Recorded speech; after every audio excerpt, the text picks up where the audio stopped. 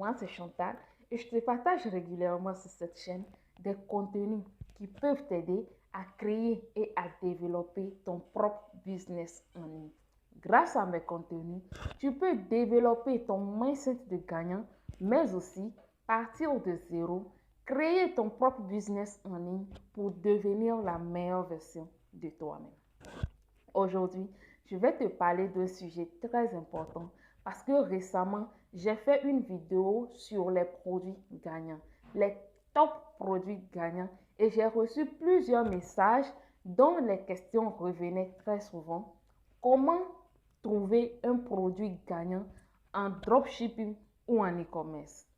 Et donc, je vais te laisser le lien de cette vidéo dans la description. Tu iras jeter un coup d'œil juste après. Eh bien, je te fais cette vidéo justement pour te donner les 4 critères principaux qui définissent un produit gagnant et qui me permettent justement de gagner de l'argent.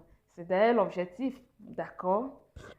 Mais avant de rentrer dans le vif du sujet, si tu ne t'es pas encore abonné, alors abonne-toi à la chaîne et active la cloche de notification. Laisse-moi aussi des likes pour me motiver, pour te donner plus de vidéos de qualité. Ok? Si toi, tu mets en place d'autres astuces qui te permettent de trouver tes produits gagnants, laisse-moi en savoir dans les commentaires. Ça fera du bien à la communauté de voir d'autres éléments rentrant. L'objectif de cette vidéo, justement, c'est de te donner les critères qui définissent un produit gagnant en e-commerce et en dropshipping. Mais il faut garder dans ton esprit que tout produit gagnant, ce sont des produits qui sont caractérisés par des critères principaux et dont leurs demandes sont basées sur des chiffres. Il est important de savoir ce que c'est qu'un produit gagnant. Il est important de connaître les critères qui définissent un produit gagnant avant de vouloir le chercher et de pouvoir le vendre. Sans cela, tu ne peux pas trouver un produit gagnant. Alors, laisse-moi te donner les 4 critères principaux qui définissent un produit gagnant. Le premier critère ici, c'est que ton produit doit résoudre un problème spécifique. Oui, justement, tu ne peux pas vendre un produit qui n'apporte pas de solution à un problème. Pourquoi? Si tu arrives à respecter ce critère, tu auras la facilité à définir ta clientèle cible.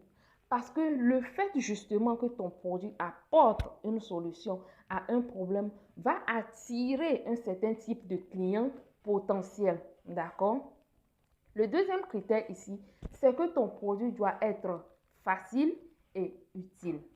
Facile dans le sens où le client ne doit pas avoir de difficulté à utiliser ton produit.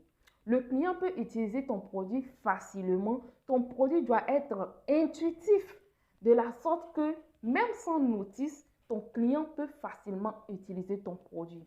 Utile dans quel sens? Dans le sens où tu as besoin de juste quelques fractions de secondes pour capter l'attention du client. Du coup, le client sait qu'en payant ton produit, il ne perd pas son argent ni son temps. Du coup, il sait que ton produit pourra être utile pour lui. Ton produit pourra apporter la solution qu'il attendait. Donc, ton produit doit être facile et utile. Le troisième critère ici, c'est que ton produit doit susciter l'effet « wow » chez le client. C'est quoi? Puisque tu as besoin de quelques fractions de secondes pour attirer l'attention du client, pour capter l'attention du client, il est important que dès que le client voit ton produit, il se dit « waouh, ce produit-là, il est intéressant. Waouh, ce produit est fait pour moi. J'ai envie d'acheter ce produit. » Tu vois, c'est de ça qu'il s'agit. Ton produit doit susciter l'effet « waouh » chez les clients pour que le client puisse acheter ce produit. Sans cela, tu perds ton argent, tu perds ton produit, tu perds même ton temps. Le quatrième critère ici, c'est que ton produit doit être rentable. Ok? Tu es d'accord avec moi que si on parle de commerce, on parle de l'achat et de la revente. Du coup, tu ne peux pas acheter un produit pour la revendre et ne pas avoir une marge de rentabilité dessus. Ou bien. Donc, ce qui est important, la stratégie qu'il faut adapter ici pour pouvoir avoir ta marge de rentabilité, c'est qu'il faut multiplier le coût d'achat fois 3.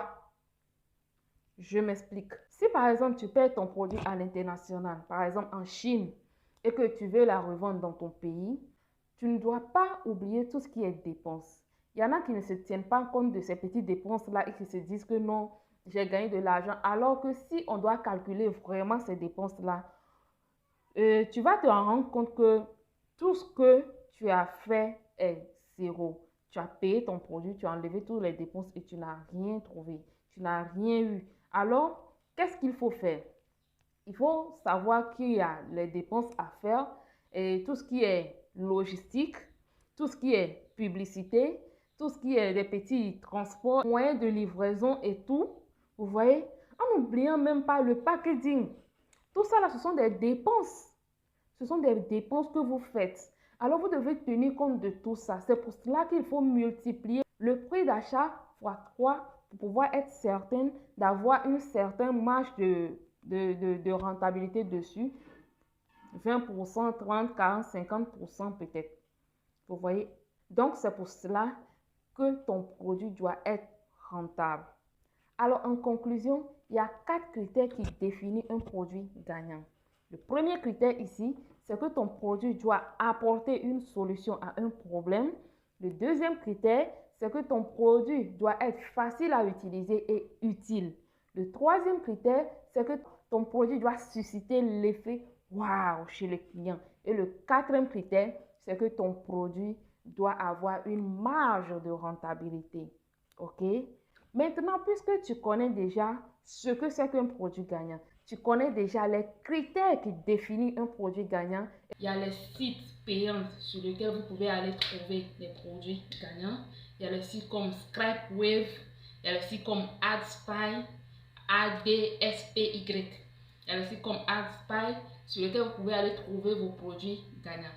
Si vous voulez, vous pouvez le trouver, vous pouvez utiliser ma stratégie TikTok et Facebook pour chercher vos produits gagnants tout simplement. Vous voyez un peu.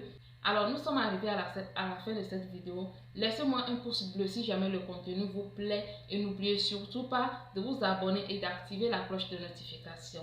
Merci d'avoir regardé cette vidéo et à la prochaine.